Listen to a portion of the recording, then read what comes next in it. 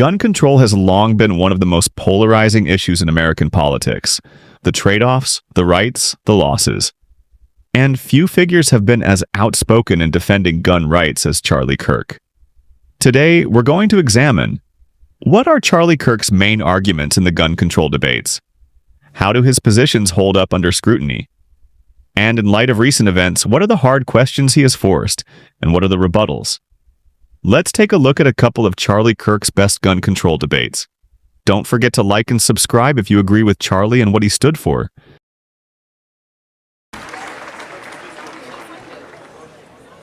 Hey Charlie, how are you?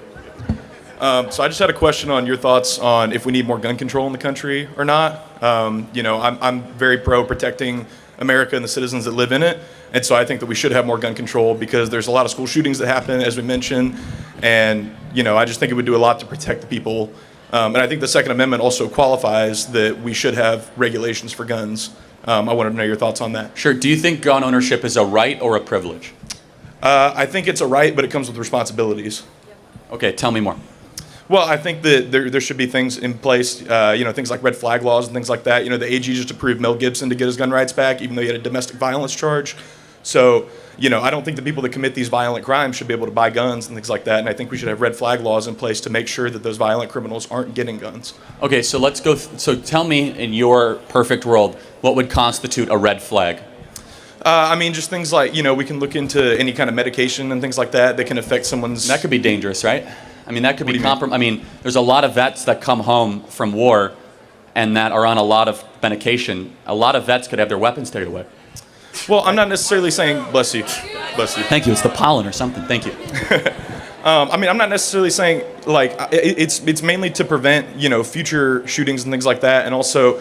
putting in place things like a federal registry so that we know, the types of guns that people have. And, it would just essentially be a federal registry that shows these are the guns that this person has, in case a cop has to go on something like a domestic call. That's the most dangerous call they can go on. So, yeah, I could see you're coming after this from a good perspective. Let me ask one other question. What would you say is the ultimate and final purpose of the Second Amendment? I think it's self-defense against a tyrannical government, which... We agree. Sure. Great. Keep going.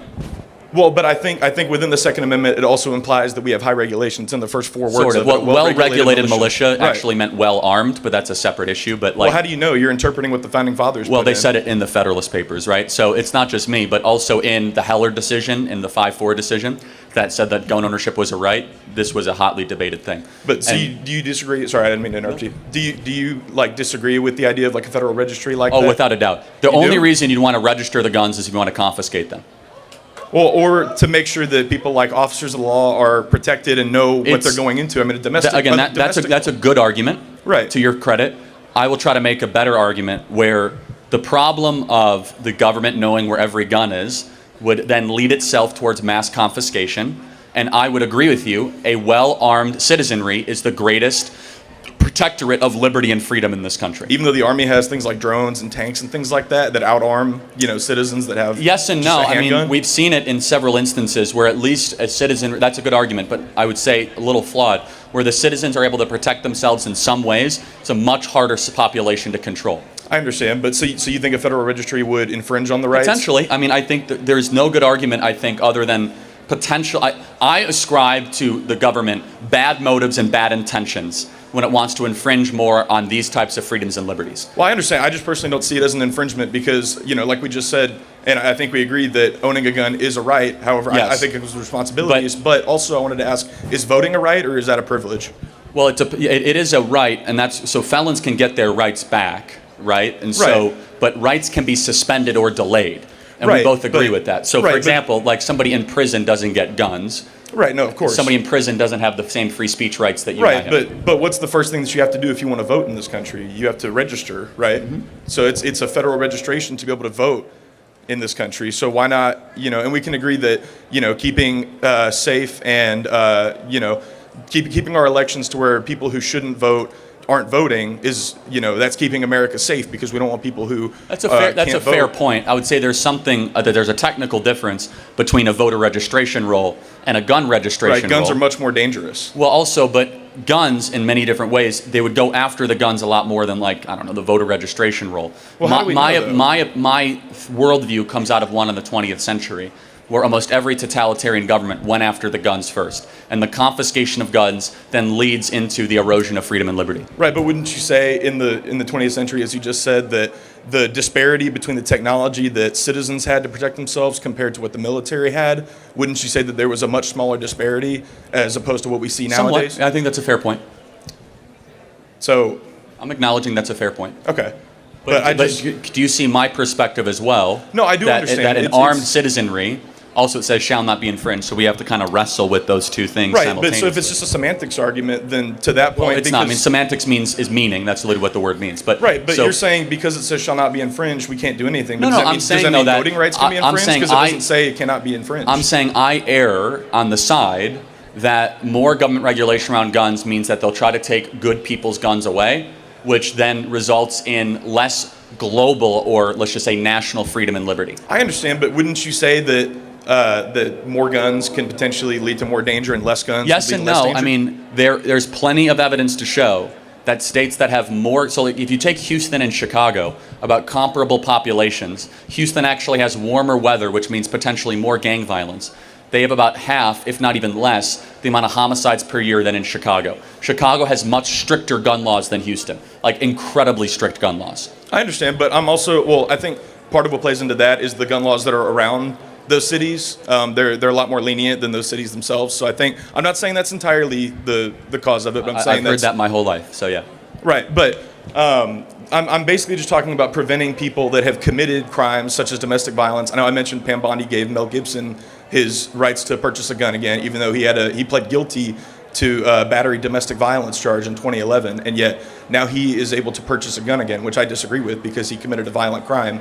I mean, do you disagree with that personally? No, I mean, I don't know the details of the case, but I think I've met Mel Gibson. I think he should be able to own a gun. I mean, like just off of speaking to him though, even though with his criminal history. I don't know all the details. Do I think that the idea of taking his rights away because of something that happened that I don't know all the details about 14 years ago? He pled guilty to it though. Again, I find that to be a little bit of an infringement on basic rights. Even though he literally again, I don't know the details around that, but I guess we're getting to a place where do you think anyone that's convicted of violent crime should be able to own guns again? No, not at all. Wow, if they're committing a violent crime, absolutely not. I think we should protect people in America, which I think you agree with, and I think that's how we protect America. That's a balance.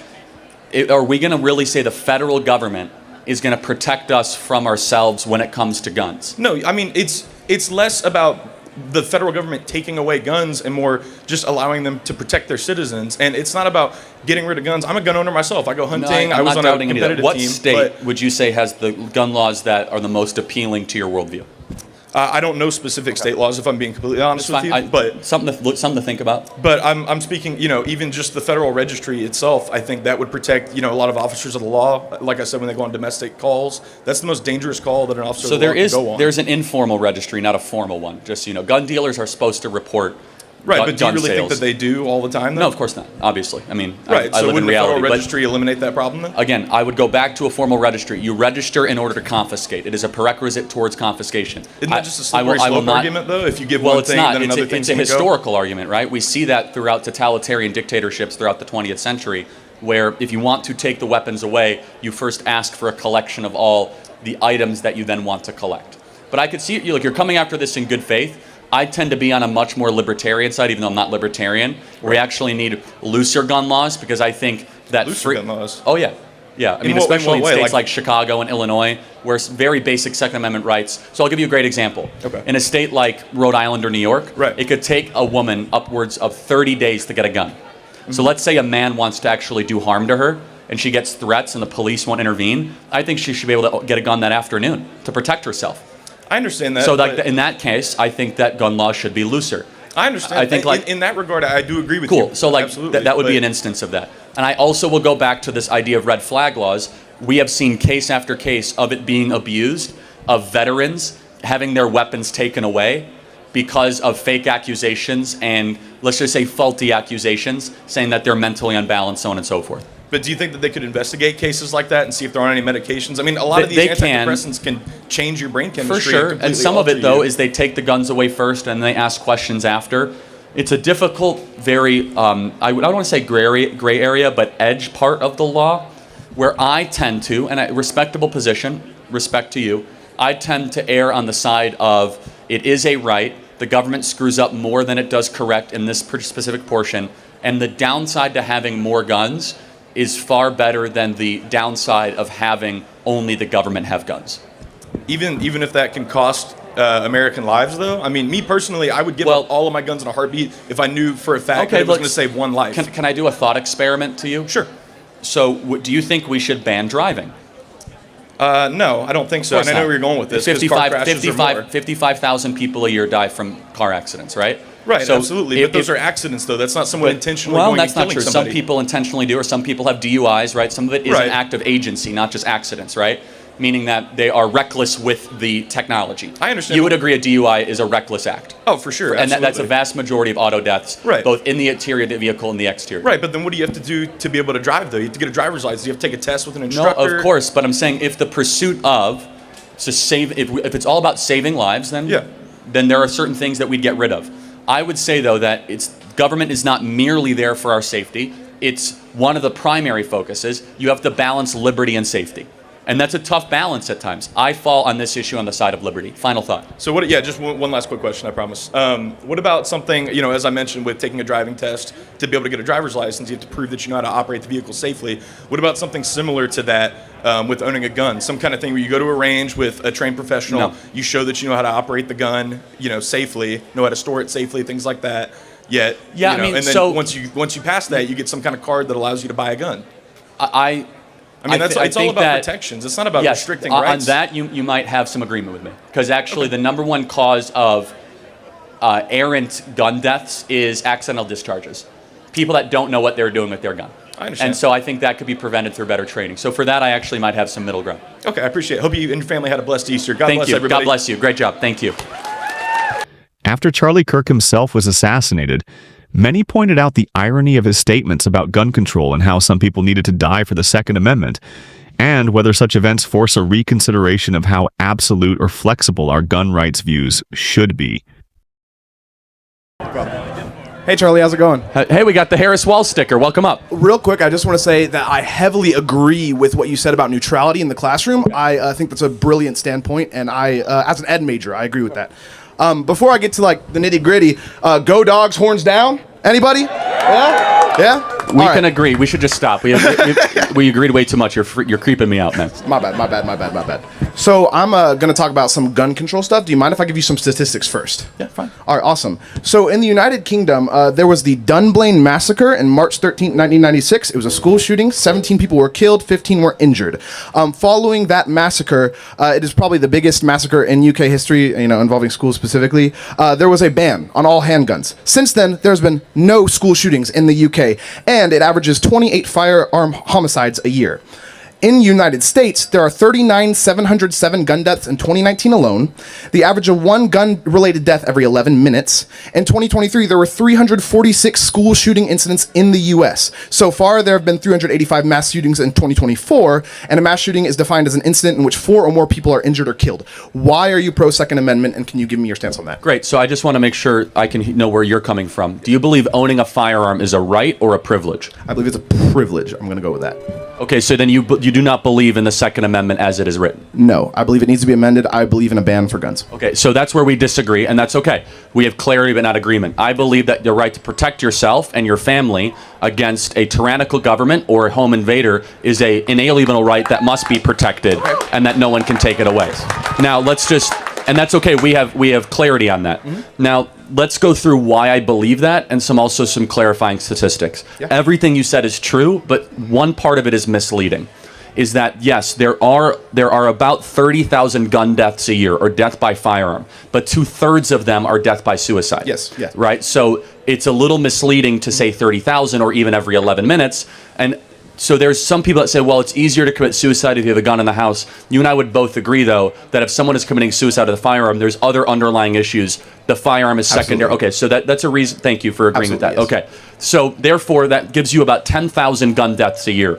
The vast majority of those are gang-related in about 10 cities across the country. Mm-hmm. Not excusing it, but there's other underlying factors associated with it. Now, let's get into what our position is, those of us that believe in the Second Amendment. Mm-hmm. We fully acknowledge that when you have liberty, that you're going to have sometimes undesirable outcomes. For example, There are 50,000 people a year that die in auto fatalities, and it's tragic. However, no reasonable person would come up to the mic and say, let's ban driving. True. The one thing I disagree with, though, is that the primary intention of a firearm is to kill something. Well, not necessarily. That's interesting. The primary intention of a firearm is actually to protect what you love. The primary intention... I disagree with that, but... That's okay. So let's actually... The firearm is a technology or a tool that is actually intention neutral. Right? So a firearm could be used for sharpshooting, or it could be used for a massacre. No different than a kitchen knife can be used for cook a beautiful meal, or to, murder somebody. So it's a piece of technology, albeit it makes killing easier, but it in itself is not inherently what you might think it is. Now, let me just finish the point, though, is that we as enthusiasts for the Second Amendment acknowledge that in a free society, people are going to do bad things and dumb things, but there is a price to liberty. And this is a mature viewpoint that we lost during COVID. During COVID, as a country, we said, we don't want liberty, we want safety. And everybody stay at home 15 days to slow the spread. And how many of you guys wanted the lockdowns to end after like 2 weeks, right? And so what we get at, though, with firearms is that we acknowledge that there will be unnecessary deaths. We acknowledge that we want to try to limit those. We could talk about that. Yeah. But in a culture that believes that owning a firearm is a right, not a privilege, our goal should be about limiting the suffering, but acknowledging that you're not going to get rid of it completely. It's a different viewpoint than the European model. The final point I'll say is, why do you think we believe it's a right? It's because we believe that, God forbid, if the government ever becomes tyrannical, we need an ability to defend ourselves against a tyrannical government. So please, your thoughts on this. Yes, absolutely. So there's two things I want to touch on. The first is being the context of the Second Amendment during its creation. Obviously, the Constitution was written in 1776. It was 1787, and the Bill of Rights was 1791, but that's okay. Yeah. Anyways, so back then, the average... an experienced shooter on a musket could fire 3 shots a minute. All right, on average, it took 30 seconds to fire 1 shot. Modern day AR-15s, traditionally, if it's a stock model, holds about 30 rounds in a magazine. Now, you can customize that and make it carry more, sure, but the staggering statistic is that these AR-15s can empty this 30-round magazine in 5 seconds, is the possibility. So that's totally correct. The question is, what was the founders' intent when they put the Second Amendment? For example, yes. to play out, and I'm not trying to pick on you, no, but for example, you say the founders only want or thought that, okay, musket, Second Amendment. Did they only think First Amendment, parchment and paper, not Twitter? I'm sorry, could you rephrase? If the Second Amendment was only intended to cover muskets, is the First Amendment only intended to cover letter writing, not talk on the internet? That's a good point.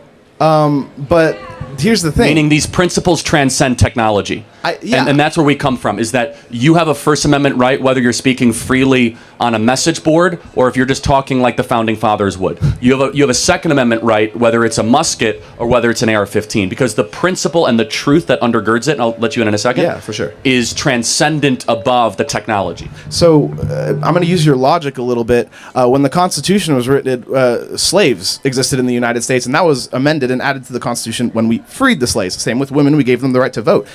So I don't understand why. I mean, it feels like it's a little bit of cherry picking going on, because the Constitution is constantly evolving and changing. Well, but hold on, the First and Second Amendment have never changed. Does that mean they can't? Well, but we believe, have a ratification process. Well, of course they can, but we think it shouldn't, and the fact that it hasn't is noteworthy. So, for example, we tried abolition of alcohol. The country didn't want it, and we got rid of it very quickly. So we've added amendments and gotten rid of them. Why has the First Amendment stood the test of time? Because we believe, as conservatives, the Constitution was not written for the times, but stand the test of time. Why? Because it was written to analyze human nature. And this is where leftists and conservatives would disagree. We think human nature is consistent over time, whereas leftists think that you're a creature of your environment and human nature changes based on the nuances and the complexities around you. So, for example, we believe that the right to be able to petition your government and speak is something that is eternal and should never change. Does that make sense? Yeah, and when you refer to the First Amendment, are you talking about the right to speak freely, or are you talking about the right to religion? Well, both. So there's 2 parts of the First Amendment, the Free Expression Clause and the Establishment Clause. So it is, you basically have the right to petition your government for grievances or redresses, and the government shall not create, basically a state-run religion or the free exercise thereof. That is the original wording of the First Amendment. So can I ask you how, if the government cannot create a national or state-run religion, when we have justices like Supreme Court Justice Clarence Thomas, who is making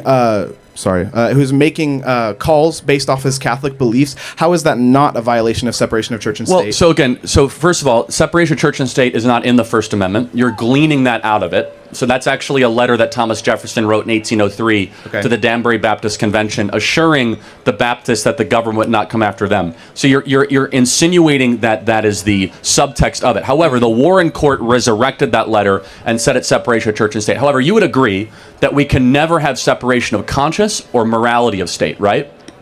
Can you elaborate? For example, you have somebody who's an office holder. The values that undergird them are going to be reflected in their decisions, of course. Yeah, so that's what's happening with Clarence Thomas. Yes. No different than Joe Biden's Catholic values are what's representing his open border policies. Yes, and speaking on, the overturn of Roe v. Wade, when Clarence Thomas did, he voted in favor to overturn that.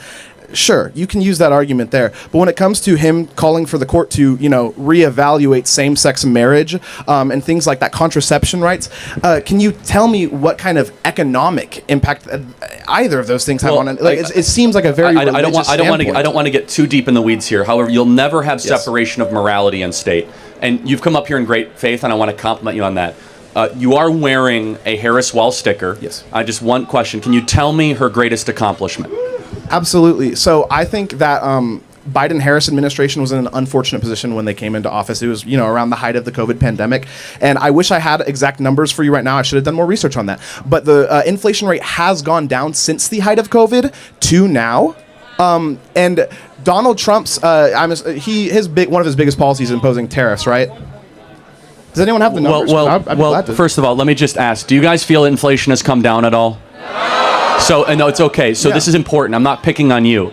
But this is the problem with just overly studying what the economists say. The American people don't buy this garbage because they're feeling the pain every single day. And I just want to say that, again, I'm just asking, what is her greatest accomplishment, though? Sure. So in terms of her being the vice president, I'm willing to be critical of Kamala Harris, by the way. I think that there's not a lot of, incredible policies that she's put into place. I know that Donald Trump has been able to call into the House and, turn down some bills involving the border. But I will say why I want to vote for Harris for president, because she has promised things like the child tax credit. And she, it seems like to me, she's trying to do things in order to support these young mothers that are being forced into this scenario to give birth to children that they can't either support or they weren't ready for or they don't want. So the overturn of Roe v. Wade might ban abortions, and it's about what can we do, since Georgia, for example, up until Amber Thurman had a total ban on abortion. What can we do to support those mothers if we're going to ban abortion? Okay. Thank you very much. Yeah, thank you so much. I appreciate that. Thank you. Charlie Kirk's positions highlight some of the core tensions in America's approach to gun control. Safety versus liberty, collective risk versus individual right, tragedy versus philosophy. Regardless of where you stand, his arguments force us to think, how much risk are we willing to accept for freedom? How do we define what regulations are reasonable? And after tragedies, how do we balance grief with action? If we don't ask those questions, gun control debates will stay stuck in the same place, shouting matches over abstract principles without moving the needle on policy or lives saved. I'd like to hear from you. What are gun control policies that you believe balance safety and rights well? Do you think Charlie Kirk's framing helps or hinders the conversation? Drop your thoughts in the comments, and if you like this kind of issue deep dive, please like and subscribe. And I'm proud to be an American.